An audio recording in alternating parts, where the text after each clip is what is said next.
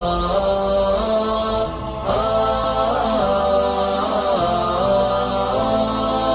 سعيدا كن فريدا عش بفخر في الحياة، لا تبالي فالمعالي بالتحدي لا سواه. كن سعيدا كن فريدا عش بفخر في الحياة، لا تبالي فالمعالي بالتحدي لا سواه، بالتحدي لا سواه. حرر النفس ولا تحيا هباء، يا ربيعا أنت والعطر الرداء. حرر النفس ولا تحيا هباء، يا ربيعا أنت والعطر الرداء. خذ قرارا وانطلق لا تنتظر، ليس كل الناس أهل للعلاء. خذ قرارا وانطلق لا تنتظر، ليس كل الناس أهل للعلاء، ليس كل الناس أهل للعلاء. كن سعيدا كن فريدا عش بفخر في الحياة، لا تبالي فالمعالي بالتحدي لا سواه. كن سعيدا كن فريدا عش بفخر في الحياة، لا تبالي فالمعالي بالتحدي لا سواه، بالتحدي لا سواه. ذلك الدهر الذي ترضى به، هل يراك الكون من صناعه؟ ذلك الدهر الذي ترضى به، هل يراك الكون من صناعه؟ ودع الأحلام يا فارسنا، كن بهذا العصر من أعلامه. ودع الأحلام يا فارسنا، كن بهذا العصر من أعلامه، كن بهذا العصر من أعلامه. كن سعيدا كن فريدا عش بفخر في الحياة، لا تبالي فالمعالي بالتحدي لا سواه. كن سعيدا كن فريدا عش بفخر في الحياة، لا تبالي فالمعالي بالتحدي لا سواه، بالتحدي لا سواه. إنما المشتاق للمجد التليد لن تراه مستكينا كالعبيد. إنما المشتاق للمجد التليد لن تراه مستكينا كالعبيد. إنه ليث البرايا ثابت يمتطي العز بعزم من حديد. إنه ليث البرايا ثابت يمتطي العز بعزم من حديد، يمتطي العز بعزم من حديد. كن سعيدا كن فريدا عش بفخر في الحياة، لا تبالي فالمعالي بالتحدي لا سواه. كن سعيدا كن فريدا عش بفخر في الحياة، لا تبالي فالمعالي بالتحدي لا سواه، بالتحدي لا سواه.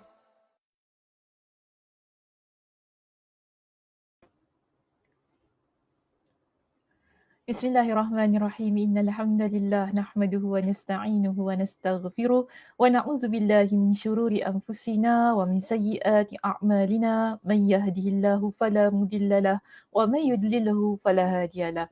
Wa asyhadu an la ilaha illallah wahdahu la syarikalah wa asyhadu anna Muhammadan 'abduhu wa rasuluh. Amma ba'd. Rabbi shrah li sadri wa yassir li amri wahlul 'uqdatam min lisani yafqahu qawli. Rabbi zidni ilma warzuqni fahma. Allahumma inna nas'aluka ilman nafi'a wa rizqan tayyiba wa amalan mutaqabbala. Assalamualaikum warahmatullahi wabarakatuh. Apa khabar jemaah muslimah kita di Masjid Kampung Siglap pada petang ini? Saya harap semuanya dalam keadaan yang sihat sejahtera hendaknya, dan juga sudah bersedia untuk ikuti sambungan perbincangan kitab kita iaitu Ad-Da' wa Ad-Dawa. Jadi sebelum itu siapa bersama dengan kita? Okey, kita ada teman kita yang ada di sebalik tabir sebelum saya baca komen-komen yang ada di sini, mungkin boleh dikeluarkan jemaah kita yang sudi bersama kita. Apa khabar Kak Som? Sihat? Alhamdulillah baik Ustazah, sihat. Alhamdulillah. Terima kasih Kak Som sudi bersama dengan Ustazah pada petang ini. Nampak ya teman-teman, inilah Kak Som yang biasa komen kan, selalu nampak kan saya kata Kak Som Assalamualaikum kan di situ. Inilah dia Kak Som kita, Alhamdulillah. Ya, jadi Kak Som akan bersama dengan saya pada petang ini bagi sesi pembelajaran ya.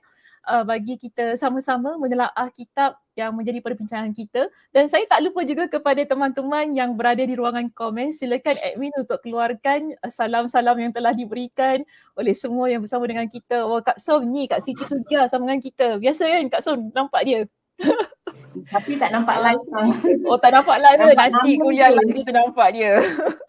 Ada juga Sofia. Sofia, Assalamualaikum. Waalaikumsalam warahmatullahi. Terima kasih Sofia bersama dengan kita. Kak Noh juga. Assalamualaikum Ustazah. Waalaikumsalam warahmatullahi. Dan pihak MKS. Haji Aisyah. Assalamualaikum Ustazah. Waalaikumsalam warahmatullahi. Kita ada Liza. Kita ada Kak Salima. Cik Salima ya. Kak Zah mana tadi? Dia tiba-tiba dia hilang ya. Tak tahulah Kak Som. Nanti Kak Som settle lah dengan dia. Ada message. Dia ada WhatsApp cakap dia minta maaf, tak boleh masuk. Oh ya, okey, tak apalah. Kak Johara bersama kita, Kak Aisyah juga sama dengan kita. Waalaikumsalam, selamat petang. Ni Kak Has Kak Has, Assalamualaikum Ustazah dan jemaah. Waalaikumsalam warahmatullahi. Kak Has, ada As, cantik Kak Som bertudung putih. Masya Allah, tabarakallah. Kak Aisyah kata, cantik Kak Som. Nanti bila-bila kita bawa masuk Kak Aisyah dengan Kak Som sama-sama ya Kak Aisyah. Kak Aisyah hari tu saya ajak dia, tak ajak dia malu. Kak Som yang suka ciak-ciak Bukan, itu Kak Mas. Ini Kak Som. Itu Kak Mas, ni Kak Som. Lain orang. Okey, tak apa. Kak Som, kita hari ni nak mula di muka surat yang keberapa Kak Som? Kakak punya 168. 168 ya? Poin 30. Poin 30. 168. Okey. Ya bagaimana jemaah kita yang lain, betul tak? Sama tak muka suratnya dengan Kak Som? Boleh letakkan di ruangan komen jadi kami dapat lihat muka surat dan poinnya. Betul tak? Kak Som kata poin 30. Muka surat berapa tadi Kak Som? Minta maaf. 168. 168. Sama tak kat situ? Kak Noh dia mengusik pula. Kak Noh baru nampak Kak Som. Semua orang baru nampak Kak Som hari ni. Salam Kak Som. Kak Som glamour ya hari ni. Masya Allah, tabarakallah. Alhamdulillah Kak Som. Ceria, semua orang happy dapat Kak Som hari ni. Saya tak boleh nak masuk kelas, tak ada link. Ni Haji Aisyah nak sama dengan kita ke? Boleh mesej pada admin. Okey. Kalau Haji Aisyah nak bersama dengan Ustazah dalam kelas ni, boleh mesej kepada admin masjid, minta link. Nanti kami akan berikan link, boleh masuklah untuk kuliah bersama-sama kita. Mungkin boleh temankan Kak Som di sini. Dia seorang-seorang dengan kitab je tu kan. Nak mencatat ni kuliah pagi ni. Okey, baik. Petang. Petang. Ya Kak Som, lupa lah saya ni. Pagi petang macam sama je sekarang ni. Okey, kita ada teman-teman di sini yang telah memberikan jawapan tadi. Poin yang ke-30, muka surat 168 ya, Kak Nur kata. Kak Zah pun kata betul. Kak Aisyah pun sama, 168, nombor 32, maksiat menyebabkan kekhawatiran dan ketakutan hati. Baru sampai rumah dari appointment. Boleh pula dia masukkan sekali kat situ. Salah type tadi, sorry. Tak apa. Okey. Next week insyaAllah Kak Siti Mika masuk live. Tak boleh bawa kucing ya Kak Siti. Kita tengah belajar, kucing tak ada masuk dalam kelas. Baik, ya Cik Salimah kata apa itu? Muka surat 177.30. Ni dia berbeza sedikit. Tadi kawan-kawan kita muka surat 168. Kak Som pun sama muka surat 168 kan, poin 30. So kita sekarang ada satu lagi jawapan muka surat 177. Betul ke tak muka surat tu? Baik, kita lihat nota Ustazah ya pada petang ini. Okey, Amy boleh keluarkan nota saya di situ. Baik. Kita berada di muka surat yang keberapa? Betul poinnya 30. Okey, maksiat penyebab kebimbangan dan ketakutan hati. Jadi sebagaimana biasanya muka surat saya dia berbeza dengan muka surat yang ada pada kitab jemaah. Kebiasaannya jemaah yang memiliki kitab cetakan yang baru ya, dia akan berada di muka surat 168 sebagaimana Kak Som dan teman-teman yang lain. Namun kalau mereka yang memiliki cetakannya yang agak terkemudian yang agak lama tu kan, sebagaimana saya dan mungkin Cik Salimah di sini ya, kita berada di muka surat 177. Jadi antara dua, sama ada muka surat 168 atau 177, yang penting ialah kita cari poin yang keberapa Kak Som di sini? 30. Yes, kita 30. cari poin kita yang ke-30, iaitu maksiat penyebab kebimbangan dan ketakutan hati. Baik, kita akan baca perenggan demi perenggan yang terdapat pada poin ini untuk kita lebih memahami apa yang cuba disampaikan oleh Imam Ibn Qayyim Al-Jauziyah dalam poin ini.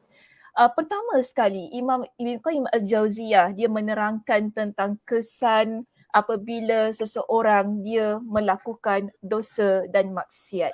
Jadi dijelaskan kepada kita pada perenggan yang pertama di situ, ya, disebutkan kepada kita Allah menanamkan rasa kebimbangan. Dalam kitab menggunakan perkataan ataupun ungkapan perkataan kekhawatiran. Yes, menggunakan perkataan kekhawatiran, tapi saya tukarlah menjadi kebimbangan. Actually dua-dua boleh lah, tak ada masalah. Okay? Jadi Allah Subhanahu Wa Taala menanamkan kebimbangan dan ketakutan dalam hati pelakunya. So orang yang dia melakukan kemaksiatan, dua perkara ini ada dalam jiwa dia, iaitu Allah Subhanahu Wa Taala letakkan di dalam hatinya dengan kebimbangan dan rasa takut. Di sini dikatakan bahawa tidaklah anda melihat pelaku maksiat, melainkan dia berada dalam keadaan takut dan khawatir. Ini biasalah orang kalau dia ada buat salah. Kak Som, kalau orang buat salah ni macam mana Kak Som rasanya? Takutlah, macam risau itu, takut orang tahu. Kan? Okay, betul. Takut orang tahu. Allah, hai. Nanti kalau orang tahu bocor rahsia kita. Oh, kejap ya. Ada nak teman Kak Som lah petang ni. Aisyah kita, Mak Esa. Mak Esa dia unmute ke? Assalamualaikum. Assalamualaikum warahmatullahi wabarakatuh. Mak Esa boleh betulkan skrinnya? Maaf saya. Betul? Maksud saya dia landscape, yes. Okay, itu cantik. Mak Isa buat apa hari ni? Tengah talaki. Tengah talaki ya? Macam mana masuk sini? Online, dah habis baca.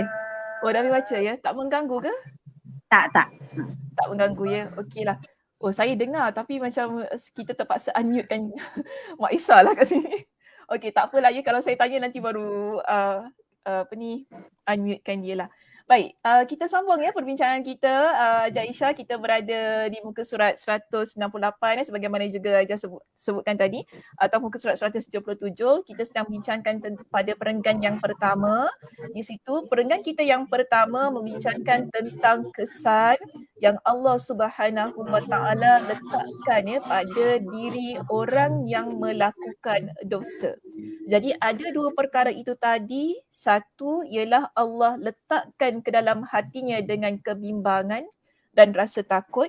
Tadi pun Kak Som kata kita kalau buat salah memang takut kan Kak Som. Rasa takut je orang tahu ya apa yang kita buat kan. Jadi hidupnya tak tentram, rasa bimbang sahaja. Jadi ini perkara yang betul. Maknanya Imam Ibn Qayyim Al-Jauziyah dia catatkan perkara ini berdasarkan apa yang sememangnya berlaku pada diri seseorang manusia itu ketika dia melakukan kesalahan.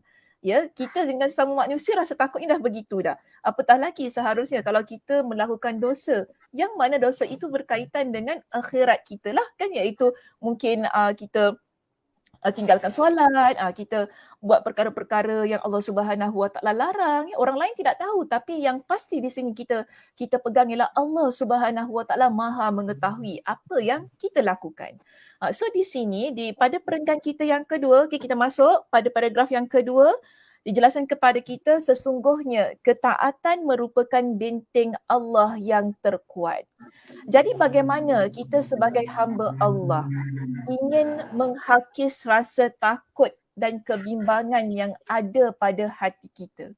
Di sini Imam Ibnul Qayyim Al-Jauziyah dia jelaskan ya, ketaatan kepada Allah itulah yang kita panggil sebagai terapi ataupun penawar kepada hati yang diselubungi rasa ketakutan dan kebimbangan, iaitu terus-terusan menjadi hamba Allah yang taat kepada Allah, kerana orang yang dia melakukan ketaatan dia akan berada pada benteng Allah. Maksud benteng Allah ni kita kata dia berada dalam keadaan yang Allah jaga dia. So sebab itu dalam kitab ini dia jelaskan kepada kita siapa saja yang memasukinya akan mendapatkan keamanan dari hukuman dunia dan akhirat.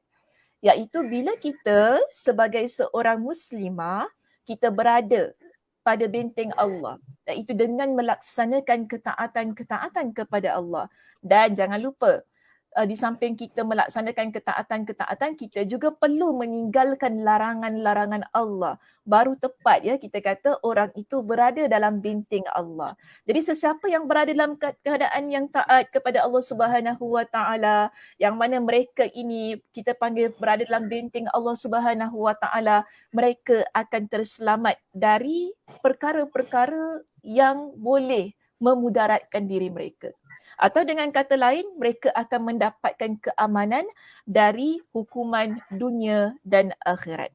Begitu pula siapa saja yang keluar darinya akan diliputi oleh perkara-perkara yang menakutkan dari segala penjuru. Namun kalau sesiapa yang keluar, sekarang ni kita cuba bayangkan ya, Haji Aisyah, Kak Som dan semua jemaah yang ikuti kuliah kita pada petang ini, kita bayangkan kita sudah berada pada satu benteng yang selamat, yang kita panggil sebagai ketaatan kepada Allah. Namun, bila kita keluar daripada benteng yang selamat itu, apa yang akan berlaku? Sekarang ni ada musuh ni dekat luar. Kan kita pula tiba-tiba kita ambil satu keputusan kita nak keluar daripada benteng tersebut. Agak-agak apa jadi Kak Som? Nanti takutnya pun musuh tu macam memudaratkan diri kita. Betul. Musuh tu akan memudaratkan kita. Nanti? Lagi macam takut kadang-kadang kita terpengaruh lah Ustazah. Terpengaruh? Terpengaruh apa tu? Terpengaruh macam yelah kalau yang tak baiknya, kalau misal kita ni tak taat kepada perintah Allah tu, tapi kita terpengaruh ikut dia pula nanti. Masya Allah. Saya tak terfikir tentang hal itu ya. Haji Aisyah setuju Haji Aisyah apa yang Kak Som sebut tadi? Kalau kita benteng musuh tu kalau kita tu kita mencampakkan diri kita dalam bahaya lah. Betul. So kita ada 3 poin di sini. Kak Som kata tadi pertama bila kita ni keluar, kita sekarang dah berada dalam benteng yang selamat. Tiba-tiba kita pula pandai-pandai kita keluarkan diri kita daripada benteng itu. Satu ialah kita akan buat musuh tu boleh serang kita. Kedua ialah kalau pun musuh tu tak serang kita, maybe kita akan berkawan baik dengan musuh tersebut. Ia menyebabkan kita terinfluence lah, kita terpengaruh dengan apa yang dibawa oleh musuh itu. Dan juga sebagaimana yang disebutkan oleh Haji Aisyah, ia akan membuatkan bahayalah pada diri kita dunia dan akhirat. Jadi begitulah kalau seseorang dia mengeluarkan diri mereka daripada ketaatan. Sekarang ni alhamdulillah, ya kehidupan kita kita mudah untuk melaksanakan ketaatan-ketaatan yang kita panggil sebagai benteng yang akan menyelamatkan kita daripada hukuman Allah Subhanahu Wa Taala. Namun apabila kita memilih untuk melakukan kemaksiatan, bermakna kita memilih mengeluarkan diri kita daripada benteng tersebut. Kita memilih mengeluarkan diri kita daripada jalan ketaatan. Di sinilah disebutkan tadi oleh Imam Ibnul Qayyim Al-Jauziyah, siapa yang dia keluar dari benteng itu tadi, perkara-perkara yang menakutkan akan ada pada diri dia daripada segenap penjuru. Iaitu perkara yang membahayakan dia, pengaruh-pengaruh yang tidak baik. Mungkin dia akan mudah untuk melakukan dosa dan maksiat. Ya, walaupun kita kata dia tidak terpengaruh, tetapi kadang-kadang apabila kita berada pada satu surroundings ataupun satu keadaan yang mana tidak baik, ia akan buat kita terus melakukan perkara tidak baik tersebut. Sebab itu saya selalu ingatkan pentingnya kita ni berada pada keadaan ataupun sekeliling orang-orang yang saleh dan saleha. Kita bergaul dengan teman-teman yang saleh dan saleha.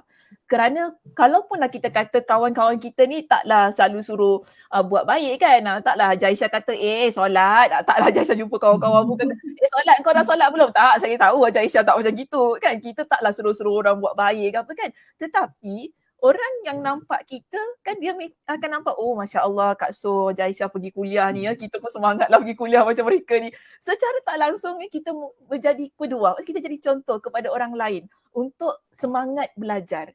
Tanpa mengira usia kita, tanpa mengira keadaan kita, kadang-kadang keadaannya sedemikian. Sebab tu keadaan sekeliling sebenarnya ianya membentuk kepribadian diri kita. Bila kita memilih untuk berada pada keadaan yang mana ramai orang yang taat kepada Allah, insya-Allah diri kita berada pada benteng yang betul. Kita menyelamatkan diri kita, kita duduk pada satu benteng yang kuat. Kerana apa? Ada ramai orang yang taat kepada Allah. Namun kalau kita memilih benteng yang tidak kukuh, yang mudah diserangi musuh, maksudnya keadaan, persekitaran yang banyak perkara-perkara yang mengeluarkan diri mereka daripada jalan Allah, bermakna kita memilih untuk berada pada satu keadaan yang kurang selamat ataupun tidak selamat. Jadi ini pesananlah yang diberikan oleh Imam Ibnul Qayyim Al-Jauziyah dalam kitab ini untuk mengingatkan kepada kita, itulah kesan apabila seseorang dia melakukan dosa dan maksiat. Maka sebab itu di sini diterangkan kepada kita, barang siapa yang mentaati Allah, maka perkara-perkara yang menakutkan akan berubah menjadi keamanan untuknya. Kalau kita memilih untuk sentiasa menjadi seorang muslimah yang taat kepada Allah, ikut semua perintah Allah Subhanahu Wa Taala, yang senanglah saya kata kita usaha untuk jadi seorang muslimah yang jaga solat kita, jaga aurat kita, ya, jagalah perkara-perkara yang Allah Subhanahu Wa Taala perintahkan, insya-Allah keamanan itu, ketenteraman, ya, kebahagiaan akan ada pada diri kita. Dan disebutkan di sini, sedangkan siapa yang mendurhakainya, itu siapa yang menderhaka kepada Allah, maka keamanannya berubah menjadi perkara yang menakutkan. Jadi kalau siapa yang dia berada pada keadaan yang tidak taat kepada Allah, di situ pasti ada banyak perkara-perkara yang menakutkan dirinya. Sentiasa ada dalam diri dia. Sebab tu juga di sini pada perenggan kita yang ketiga, ya jemaah, sila lihat pada perenggan yang ketiga, Imam Ibnul Qayyim Al-Jauziyah dia ingatkan juga kepada kita dalam perenggan ini. Dia kata, tidaklah anda melihat seorang pelaku maksiat melainkan hatinya seolah-olah berada di antara dua sayap burung. Macam mana tu Kak Som kalau berada pada dua sayap burung? Macam tak macam stable lah Ustazah. Oh, tak stable. Okey. Dia tak stable. Terbang ya. Dia boleh atas junam.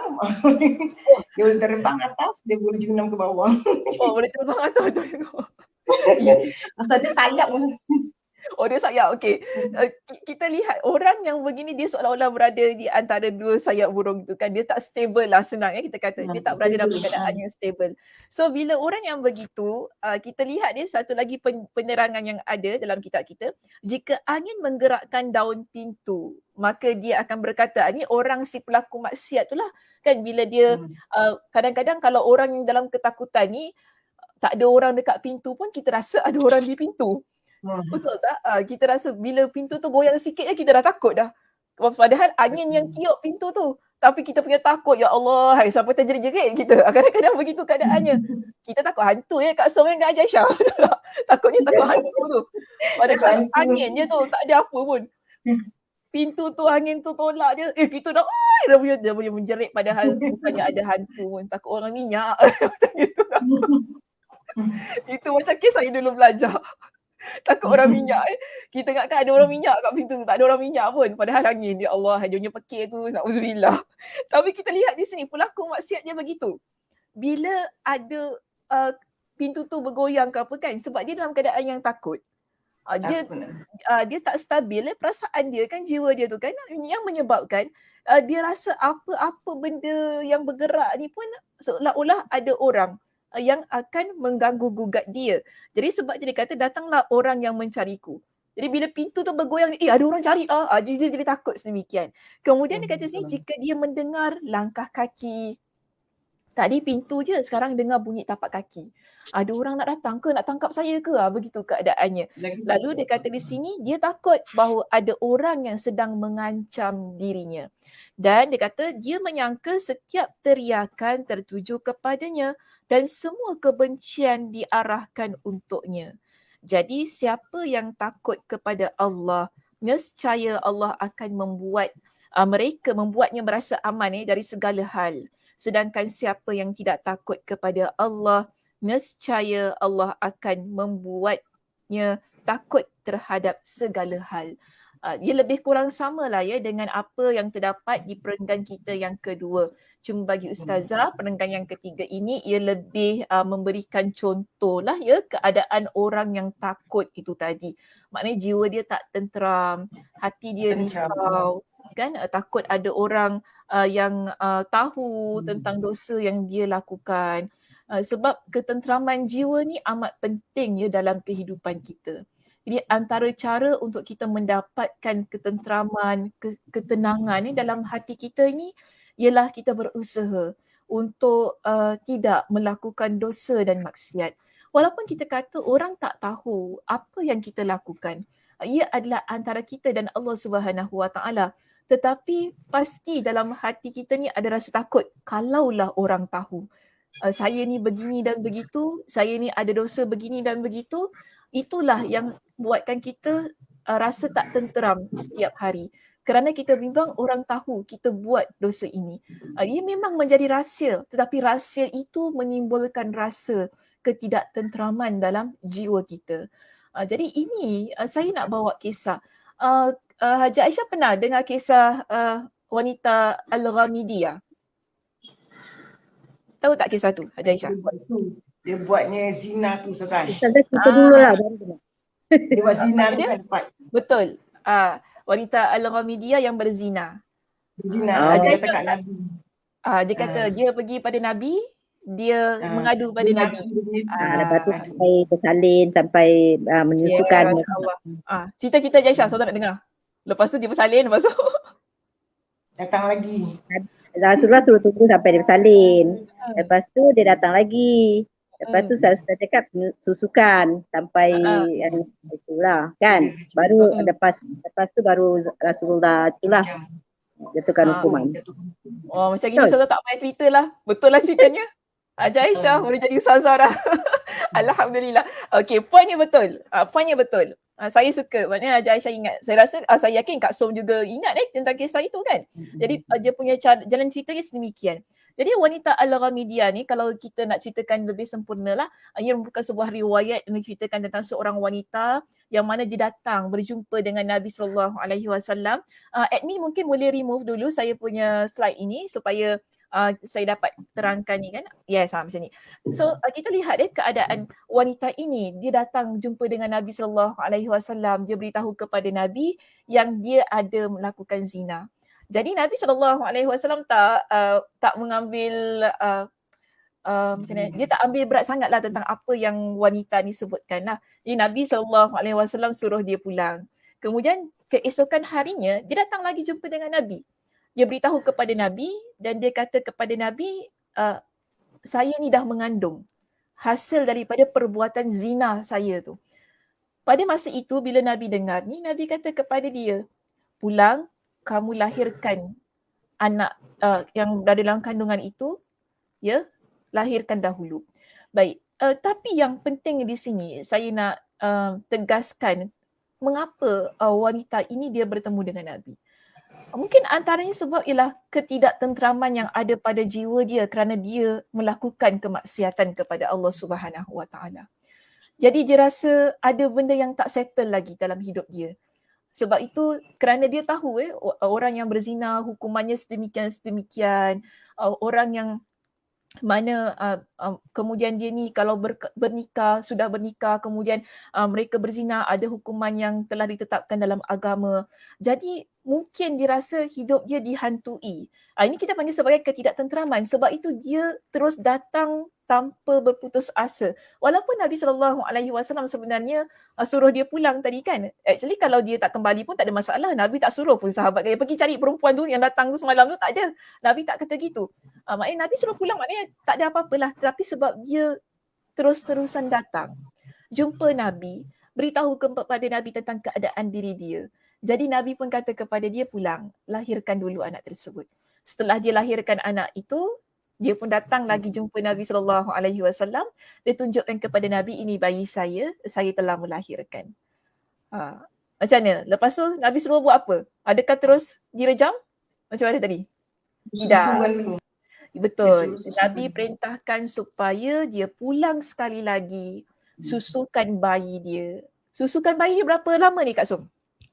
Kalau ikut 2 tahun sampai kenyang kan insyaAllah. Sampai kenyang, Dia tapi sampai kata 2 tahun. Patutnya 2 tahun. Kalau itu 2 tahun. 2 tahun. Betul, 2 tahun. Haji Aisyah setuju 2 tahun? Nak tambah 5 tahun? 5 tahun. Namanya 5 tahun saja. Sampai 2 tahun kan? Jadi kita lihat di situ sebab apa? Bila dia pulang jumpa dengan Nabi, maksudnya dia kembali jumpa dengan Nabi, dia bawa anak ini dia dalam keadaan yang sudah boleh makan sendiri. Maknanya budak tu dah besar. Dah memang masa umur 2 tahun lah kan, kalau kita nak lihat budak yang boleh makan sendiri, ambil makan sendiri tu kan, memang usia 2 tahun begitu. Jadi Nabi nampak dia bawa anak dia ini kan, dalam keadaan yang anaknya sudah disusukan, dah boleh makan sendiri.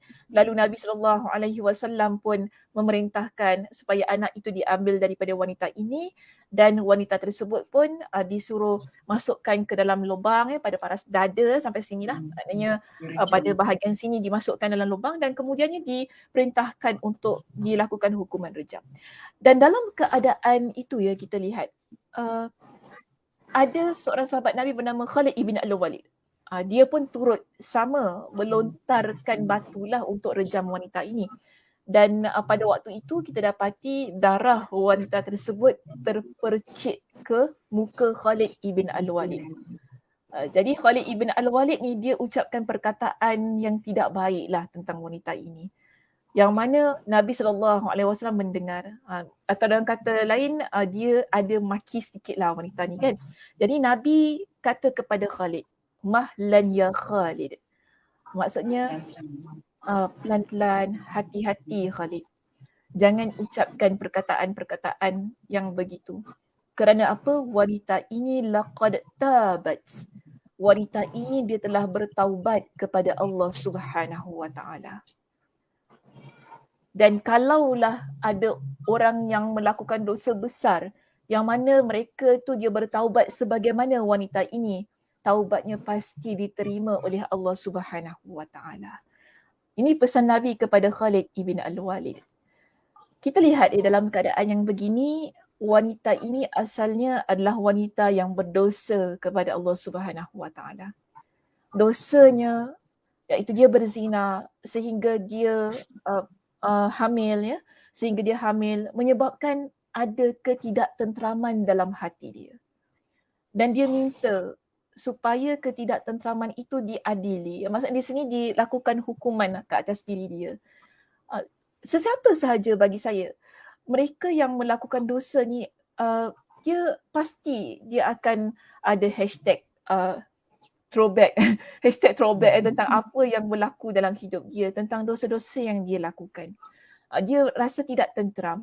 Namun yang penting di sini, saya tak kata kita perlu ceritakan dosa kita kepada orang lain, tidak begitu. Tetapi bagaimana taubat kita sebenarnya.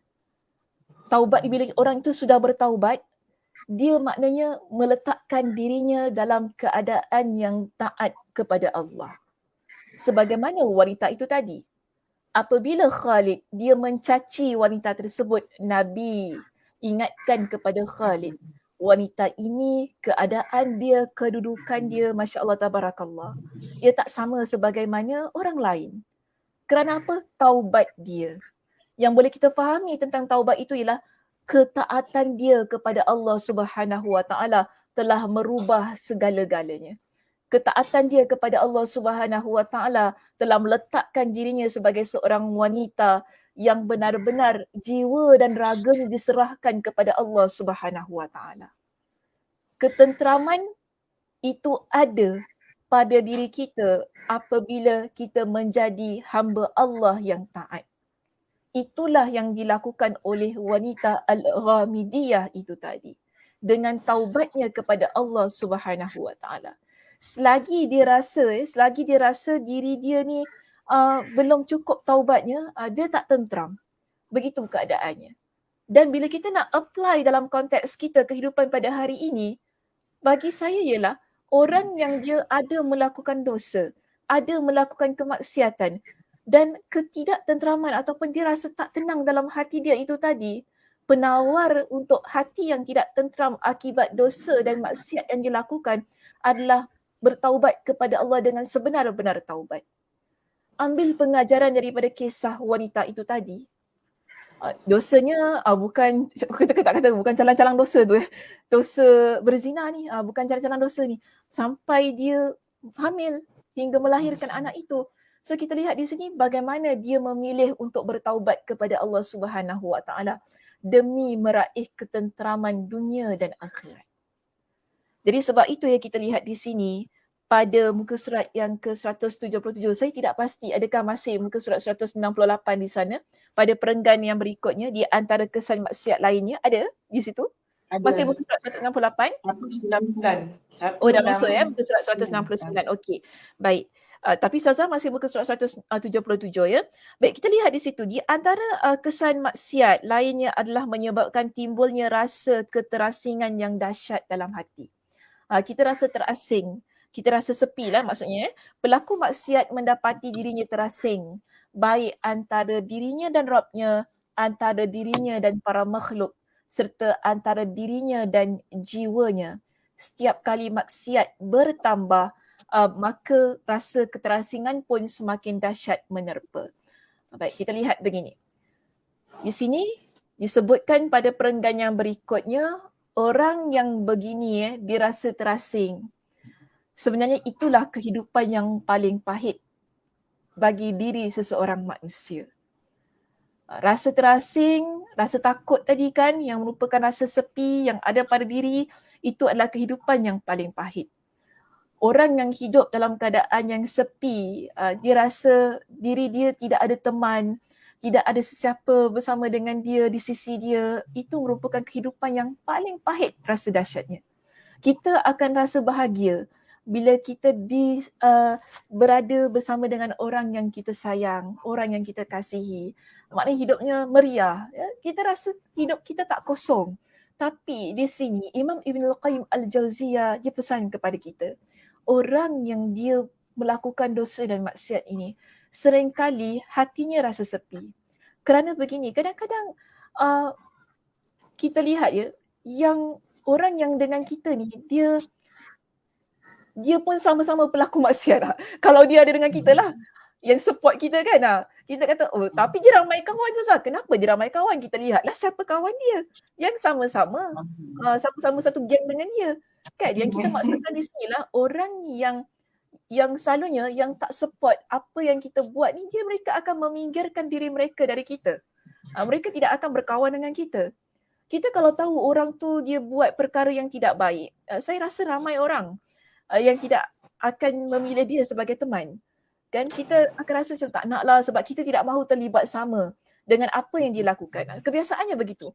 Dan kalau kita tahu dia ni kawan dengan orang-orang yang tak berapa baik, kita macam ada rasa berat sedikit lah ya untuk rapat dengan dia. Kawan tu tak kawan, tapi untuk rapat dengan dia, betul-betul kamcing dengan dia, memang susah lah. Kita tak kata, oh betul-betul kamcing lah kita dengan dia, apa-apa pun semua sama-sama, susah. Nak masak sama-sama pun rasa tak sedap je rasa masakan tu kan. Rasa begitu keadaannya. Bila kita tahu, alamak dia ni, dia itu perasaan biasa. Bukan kita kata, apa susah kalau gitu kita look down lah dekat dia. Bukan gitu. Ini kita rasa satu perasaan yang normal, yang biasa ada pada diri kita, yang ada pada orang yang mana kita nampak dia ada melakukan dosa. Maksud dia ada buat perkara jahat lah senang. Kita selalunya tak kawan dengan orang yang jahat-jahat ni, betul tak? Kita rasa tak best lah nak kawan dengan orang begini, dan dia akan kawan dengan orang-orang yang sama-sama dengan dia. So sebab itu tadi saya kata kita perlu memilih keadaan yang betul ataupun surrounding yang tepat, kawan yang benar-benar baik dalam kehidupan kita ini. Supaya apa? Kita tak rasa terasing, tak rasa takut kerana orang yang berada dalam keadaan yang kesepian, keterasingan ini, ada ketakutan dalam hidup dia, itulah kehidupan yang paling pahit. Inilah sebagaimana yang dijelaskan oleh Imam Ibnul Qayyim Al-Jauziyah pada perenggan yang berikutnya di situ. Dia kata apa? Kehidupan yang paling pahit adalah kehidupan orang-orang yang rasa terasing dan takut. Adapun sebaik-baik kehidupan adalah kehidupan yang penuh ketenteraman, keceriaan dan persahabatan. Ini adalah kehidupan yang kita semua, setiap daripada diri kita ingin berada dalam kehidupan yang sedemikian. Yang dipanggil sebagai sebaik-baik kehidupan. Iaitu kehidupan yang ada ketenteraman, tenang hidup dia, ceria, penuh dengan ukhuwah, ada persahabatan. Yang mana kata sekiranya orang yang berakal, yang mahu berfikir serta membandingkan antara kelazatan maksiat dan akibat yang ditimbulkannya berupa ketakutan dan keterasingan, tentulah dia menyedari bahawa dia benar-benar tertipu dan berada dalam kondisi yang buruk. Maknanya kalau kita ni sebagai seorang muslimah yang Allah Subhanahu Wa Taala kurniakan dengan akal, fikiran yang waras, boleh berfikir, yang mana kita tahu kalau saya buat kejahatan ini, akibatnya begini. Kita tahu dah akibatnya. Tetapi kalau kita memilih juga untuk buat kejahatan, buat maksiat, itu bermakna dia kata kita berada dalam keadaan yang benar-benar tertipu dan dalam keadaan yang buruk. Yang disebutkan yang mana kita ni menjual keceriaan, rasa aman serta manisnya ketaatan dengan rasa keterasingan dan kemaksiatan. Sekaligus ketakutan dan kemudaratan yang ditimbulkan oleh dosa dan maksiat itu. Sekarang ni Allah Subhanahu Wa Taala dah letakkan pada diri kita dengan rasa bahagia, rasa ceria, ya, hidup dalam penuh ketaatan. Tetapi kalaulah kita lebih suka untuk melakukan kemaksiatan kerana kita mengikut rasa kita. Sebab kadang-kadang ada orang dia suka ikut rasa dia sebab dia nak rasa puas dalam kehidupan dia. Sebab tu dia buat kemaksiatan ini, kan? Jadi dia memilih keadaan tersebut. Bermakna orang ini dia telah menjual kebahagiaan dia. Dia telah menjual rasa keceriaan yang ada dalam kehidupan dia. Dia juga menjual ketaatan yang Allah Subhanahu Wa Taala beri kepada dia untuk dia letakkan ketidaktenteraman, rasa terasing dan ketakutan itu dalam kehidupan dia. Bermakna dia memilih satu perniagaan ataupun transaksi perniagaan yang rugi. Dan kita tidak mahu berada pada keadaan yang sedemikian. Maka sebab itu di sini kan diperingatkan kepada kita sekali lagi, ya, pada perenggan yang berikutnya tentang rahsia. Ada rahsia untuk kita menjalani kehidupan ini, iaitu rahsia kebahagiaan, rahsia ketenteraman. Ni orang tanya, Haji Aisyah, apa rahsianya Haji Aisyah ni wajah berseri-seri, senyum aja selalu. Haji Aisyah nak jawab apa Haji Aisyah? Dia jujur. Nak jawab apa Haji Aisyah? Jawab apa? Nak jawab apa? Tak tahu nak jawab apa. Alhamdulillah. Alhamdulillah biasa je ya. Alhamdulillah biasa je lah. Nak macam mana dah gitu dah muka kita senyum je macam mana kan. Tetapi sebenarnya betul lah, takkan kita nak cakap dengan orang kau ambil lah air sembahyang banyak-banyak. Takkan cakap begitu ke orang. Takkan kita cakap dengan orang kau ambil lah wuduk banyak-banyak, solat, jaga solat. Kau ceria macam aku. Kita tak jawab gitu ya Aisyah ya. Tapi kita tahu dalam keadaan begini yang mendatangkan kebahagiaan dan ketenteraman dalam hati kita ialah apabila kita menjadi hamba Allah yang taat kepadanya. Ini rahsia. Yang bagi saya sebenarnya bukan lagi rahsia lah. Tapi ramai orang terlepas pandang. Kerana apa? Kita rasa kan kebahagiaan itu terletak pada harta yang banyak. Kita rasa kebahagiaan dan ketenteraman ini terletak pada rumah kita yang besar contohnya. Bila kita ni adalah nikmat-nikmat dunia ini.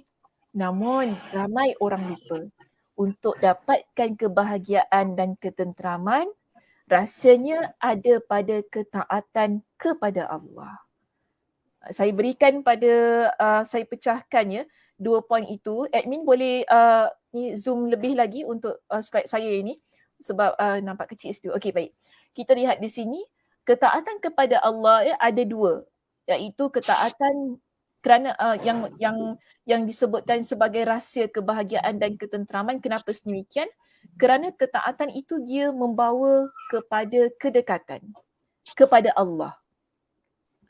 Semakin kita dekat kepada Allah, maka semakinlah adanya kebahagiaan dalam hati kita. Ini dipanggil sebagai penawar kepada hati yang tidak tentram dan tidak bahagia.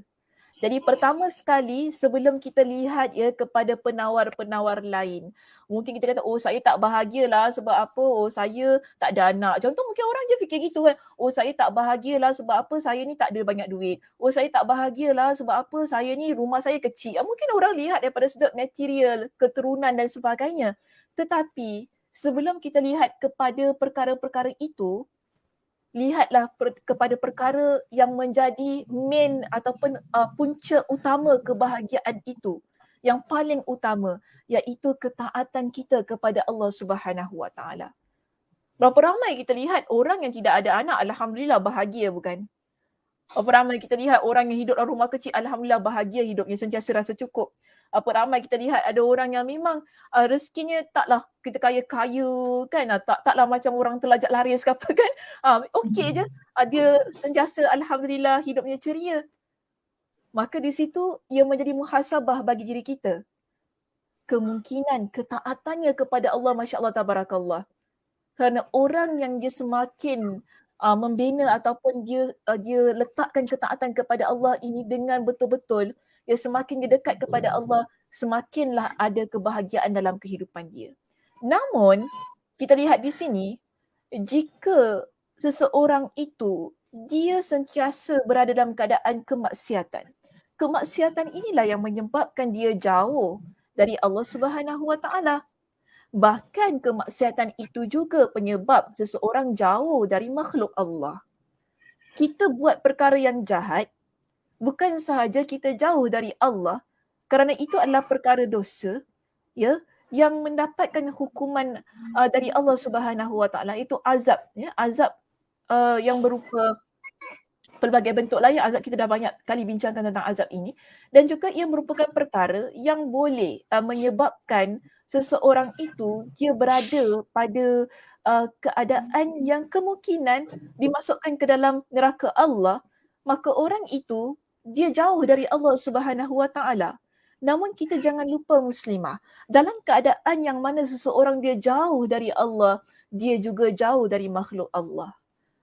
Maknanya orang takut ya nak dekat dengan dia kerana perangai dia, kerana sifat dia, kerana apa yang ada pada diri dia. Jadi orang lihat dia pun tak naklah, saya tak boleh lah. Kalau orang, maaf ya, saya selalu bagi contoh mulut tak berapa nak baik lah, sebab itu selalu sinonim dengan orang perempuan ya. Boleh buka kembali jemaah saya yang bersama dengan saya, tak nampak pula wajah mereka ni. Orang kalau mulutnya tak berapa baik, agak-agaknya Kak Som nak kawan tak dengan dia? Taklah. Takut nanti dia cakap tak baik pasal kita. Sebab kalau kita duduk dengan dia sakit hati kan. Dia sakit hati, tenteram ni Ustazah. Itulah, tak menyenangkan. geram kan, tak tenang kan, ataupun kita dengar tak menyenangkan. kita dengar tak menyenangkan. Telinga ni sakit macam telinga pedih je. Jadi kita sebelum ada kalau orang yang begitu, kita akan jauhkan diri kita daripada dia. Nampak tak? Itu kita nampak orang yang dia buat perkara yang tidak baik, iaitu dosa. Mulut jahat ni dosa ya. Kita tak kata orang mulut jahat ni dia orang baik, tak. Mulut jahat ni dosa. Dia buat perkara dosa sebab dia menyakitkan orang lain. Kemungkinan dia boleh menzalimi orang lain dengan kejahatan lidah dan mulut yang ada pada diri dia. So di sini kita lihat orang yang begini bukan sahaja dia jauh dari Allah, bahkan orang lain pun tak nak dekat dengan dia. Orang lain rasa tak selesa dengan dia. Jadi di sini kita nampak ada beberapa keadaan yang berlaku kepada pelaku maksiat itu tadi.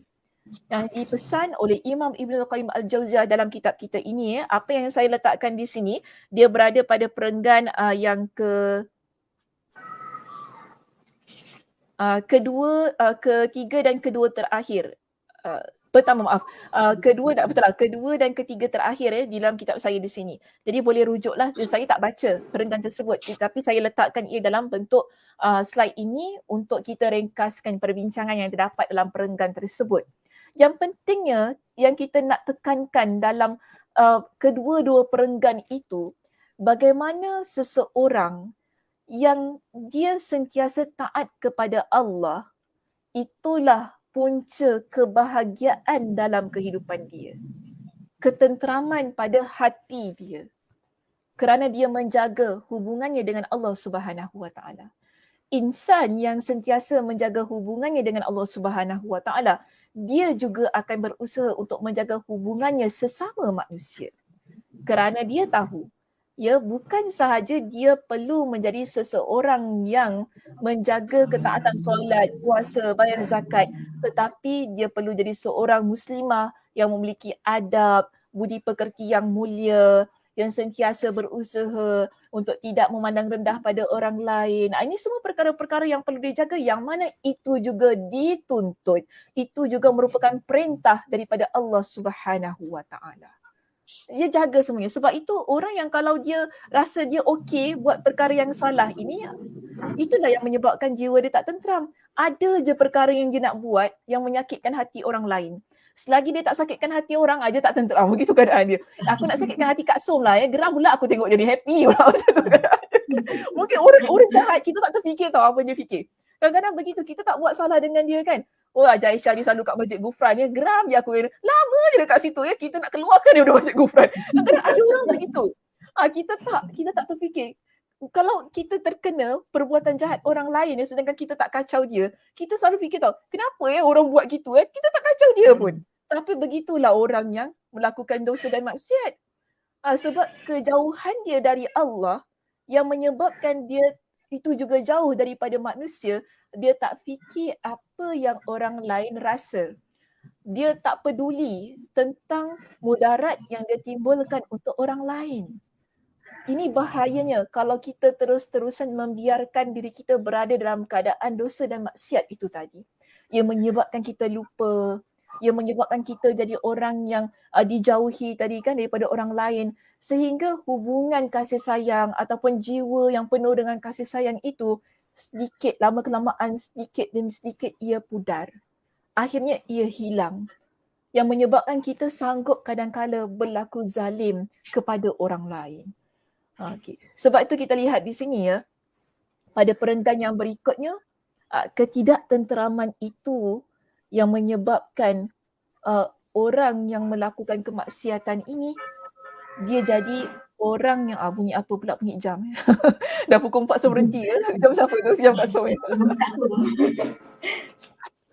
Mungkin boleh mute kan sekejap Kak Som punya jam dia. Tak di sini di ruangan kita ni. Admin boleh mute kan sekejap, bunyi jam 4 kali nak bunyi Okay. So pelaku maksiat ni, kita boleh simpulkan perbincangan kita pada petang ini. Orang yang tidak tenteram untuk pelaku maksiat ini, dia tiada ketenteraman jiwa, pertama. Kemudian dia selalu dalam keadaan takut dan sepi, dan apa antara dosa yang diberikan contohnya kepada kita dalam kitab kita ini boleh kita dapatkan di perenggan yang terakhir sekali yang menutup perbincangan ini. Imam Ibn Qayyim Al-Jauziyah dia ingatkan kepada kita, syirik adalah dosa yang mengundang kesepian dalam kehidupan kita. Syirik itulah dosa yang paling besar yang menyebabkan kita jauh dari Allah, yang menyebabkan kita jauh dari orang yang ada di sekitar kita. Jadi hati-hati dengan kesyirikan.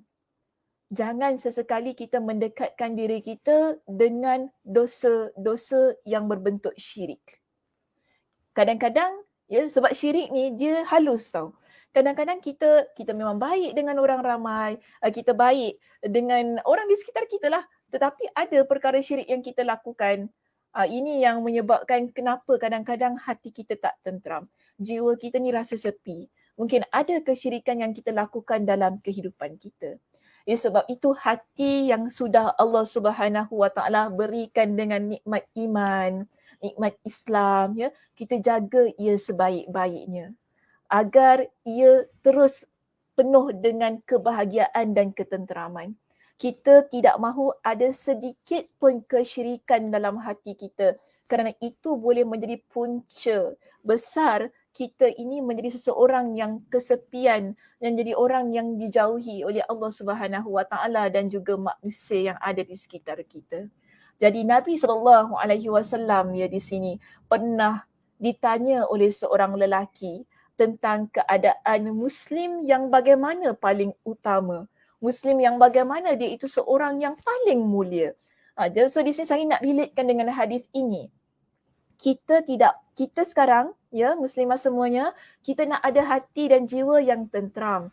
Kita nak ada hati yang mana sentiasa dekat dengan Allah Subhanahu Wa Taala dan orang di sekitar kita juga dekat dengan kita. Kita tidak mahu kadang-kadang kita ni ada di depan mata tapi jauh di hati. Dekat di mata tau tapi kadang-kadang jauh di hati. Kita tak mahu berada dalam situasi yang sedemikian. Maka sebab itu di sini ada sebuah hadis. Saya nak tutup ya perbincangan pada petang ini dengan hadis ini, iaitu Nabi SAW pernah ditanya oleh seorang lelaki tentang ayyul muslim afdal. Muslim yang mana satukah yang memiliki ciri-ciri yang mana kita lihat dia adalah paling baik, terbaik, paling utama. Di sini Nabi SAW sebutkan dengan 2 ciri.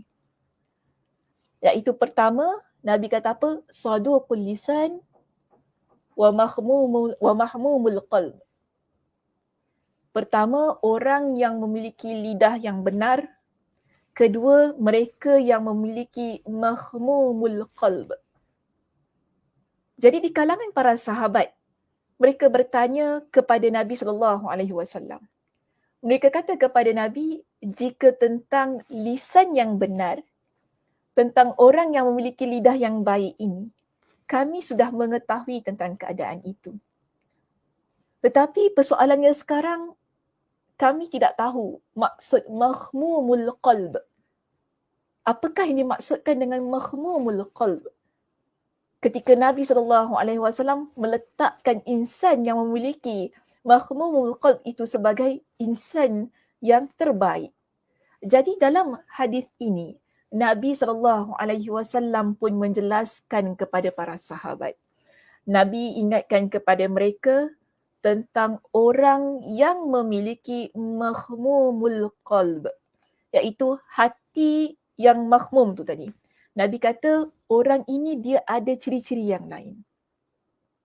Huwa taqiyun naqiyyu la ithma fihi wala baghya wala ghilla wala hasada. Ini kita nak memiliki hati yang begini. Ini adalah hati yang tentram, hati yang bahagia. Kerana hati yang begini adalah hati yang jauh dari kemaksiatan dan dosa. Orang yang memiliki hati yang begini, mereka adalah insan yang dekat kepada Allah dan juga orang di sekitar mereka. Iaitu Nabi kata orang yang memiliki mahmumul qalb itu ialah hati yang mana? Hati yang bertakwa kepada Allah. Orang yang berhati takwa ini, dia sentiasa melaksanakan perintah Allah. Dia juga meninggalkan larangan Allah. Bila seseorang sudah memiliki hati yang bertakwa kepada Allah Subhanahu Wa Taala, itulah yang akan bawa kepada ciri-ciri yang lain, iaitu hatinya bersih. An-naqi itu maksud hatinya bersih. Sebab apa? Dia dah memang taat kepada Allah dah. Orang dah taat kepada Allah ini, dia juga tinggalkan segala larangan Allah. Sebab itu jiwa dia bersih. Hati dia bersih. Dan Nabi kata apa? La ithma fihi. Hati dia tidak ada dosa. Wala baghya. Tidak ada dalam hati dia itu zalim. Dia tak buat zalim kepada orang lain. Dia tidak buat perkara-perkara yang berbentuk untuk mengkhianati saudaranya, kawannya. Dia tinggalkan perbuatan tersebut. Tidak ada pun sedikit dalam hati dia ada rasa yang sedemikian. Wala ghilla. Dia pun tak ada dendam dah hati dia ni. Kan dia dah sudahlah. Kalau mungkinlah ada orang buat jahat pada dia, sudahlah. Namun kalau dia nak dendam-dendam ni tidak. Bukan begitu sifat dia. Sebab kita kalau hati kita ni ada rasa dendam, dia tak bahagia. Ya, hati kita ni sikit tak puas hati, dendam sampai mati kita bawa ni, oh memang dalam hati kita ni tak ada ketenteraman. Sebab tu di sini Nabi kata orang ni adalah orang yang paling utama, orang yang paling baik. Sebab itu jiwa dia tidak ada sebarang dendam. Ya tak apalah kalau ada orang buat salah dengan dia, saya maafkan sudahlah. Sebab saya tak nak bawa rasa dendam dan tak puas hati ni sampai hingga ke akhir hayat saya. Ya orangnya begitu. Dan yang terakhir sekali Nabi kata apa? Wala hasada. Dia tak ada dendam dan dia tak ada dengki dah. Dia tak ada rasa nak berdengki dengan orang lain. Kalau orang itu dah memang itulah rezeki dia, sudah itulah rezeki dia. Kan, namun kalau dia ni nak menghapuskan rezeki orang itu, nikmat yang ada pada orang tersebut itu bukan diri dia. Kerana orang yang dengki, dia tak bahagia, dia tidak tenteram. 24 hours dia akan fikir, macam mana aku nak hilangkan kereta dia tu macam itu kan. Dia akan fikir gitu, macam mana aku nak hilangkan aku geram pula tengok jiran ni tiba-tiba bawa balik naik BMW, kau geram dia kan. Geram je aku tengok kereta dia kan. Macam mana aku nak rosakkan kereta dia. Ini orang dengki gitu. Dia akan fikir, apa jua caralah untuk supaya nikmat orang ini hilang. Orang dengki sedemikian. Adakah bahagia kalau hidup kita begitu? Tidak. Hati kita tak bahagia. Sebab apa? Kita biarkan jiwa hati ini dipenuhi dengan hal-hal yang Nabi SAW sebutkan itu tadi. Sebab tu Nabi kata di sini, orang yang paling utama, dia paling baik, ya, adalah orang yang mana dia bertakwa kepada Allah, jiwanya bersih, jiwanya tidak ada sebarang dosa. Kalau ada dosa tu dia cepat-cepat bertaubat kepada Allah Subhanahu Wa Taala. Itu yang akan menyebabkan hati dia bersih kembali. Kita dah pernah bincangkan. Orang yang buat dosa hatinya akan ada satu titik. Kan? Satu titik warna hitam. Tapi bila dia bertaubat kepada Allah, titik hitam itu dia akan hilang. Dia akan bersih. Hatinya akan berkilat. Jadi orang yang beriman kepada Allah, yang bertakwa kepada Allah, kalaupun ada dosa yang dia lakukan, dia akan cepat-cepat berusaha untuk membersihkan hati dia itu daripada titik hitam itu dengan bertaubat kepada Allah Subhanahu Wa Taala. Dan dia akan pastikan dalam hati dia tidak ada sebarang dendam, tidak ada rasa zalim, ya. Pertama zalim, dendam dan juga kedengkian. Inilah ya yang saya nak katakan di sini merupakan kunci yang boleh menjadikan kita sebagai seorang muslimah bahagia, hatinya tenang, hatinya aman. Bila semua perkara ini yang tadi Nabi kata kan tentang yang kita sebutkan dalam hadis ini, dia tidak ada. Yang ada adalah at-taqi, takwa kepada Allah yang menyebabkan hatinya bersih. Seterusnya itu semua tidak ada, alhamdulillah. InsyaAllah jiwanya akan aman dan bahagia. Okey, itu sahaja perbincangan kita untuk petang ini. Terima kasih kepada semua yang bersama dengan kita. Alhamdulillah, terima kasih di atas perhatiannya. Mudah-mudahan Allah Subhanahu Wa Taala memberikan kepada kita dengan kefahaman dan juga keberkatan pada masa yang kita luangkan pada petang ini. Kak Sul dengan Haji Aisyah ada tanya apa-apa? Ke nak tambah apa-apa ke? Silakan. Ada macam seronok gitu nampak kat itu. Oh seronok. Dapat berbual. Berbual seronoknya. Alhamdulillah lah, sebab tu saya bawa masuk ni. Kalau tak kan saya seorang-seorang berbual loh. Nak tanya berapa orang boleh masuk dalam kelas ni? Oh, berapa orang boleh masuk? Haji Aisyah nak bawa berapa orang masuk dalam kelas ni? Mana dah tahu dah buka masuk. Panggil 3 orang sahaja untuk kelas kita. 3 orang. Okey, ada had ke? Ada had lah. Nanti kan ramai-ramai masuk kan Haji Aisyah, susah saya nak kontrol pula. Nak tanya berapa orang kan boleh masuk. Jadi kalau dah ada orang tak payah masuk. 3 orang. Kalau actually boleh lebih, saya hadkan untuk 3 orang sahaja. Canggih lah admin sekarang ni. Oh, alhamdulillah. Alhamdulillah. Nanti suruh Gufran bikin lah Oh, Gufran bikin gini. Gufran bikin pula. InsyaAllah. Gufran tu dia kena buat fizikal tu. Baru cantik lagi. 9 insyaAllah. 9. Mudah-mudahan ya Allah berikan kepada kita dengan InsyaAllah Allah kesempatan. permudahkan. Allah pun mudahkan semua urusannya. Kak Som ada apa-apa Allah nak tanya Kak Som? Misalnya kalau yang doa yang pasal takwa tu, yang kita pakai doa ya muqallibal qulub tu tak Sekejap boleh. boleh zoom kan Kak Som Yang bila Kak Som tidak berbual tu di situ admin. Okey, silakan Kak Som, tadi apa?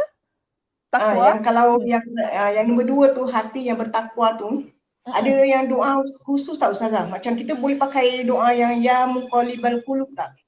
Boleh, qalb. boleh. Boleh. Ya muqallibal qulub tsabbit qalbi ala dinik. Boleh. Boleh. Kita boleh beramal dengan doa itu. Sebab itu antara doa yang Nabi sallallahu alaihi wasallam sering baca. Dan ada di kalangan sahabat Nabi pernah persoalkan kenapa Nabi banyak baca doa tu.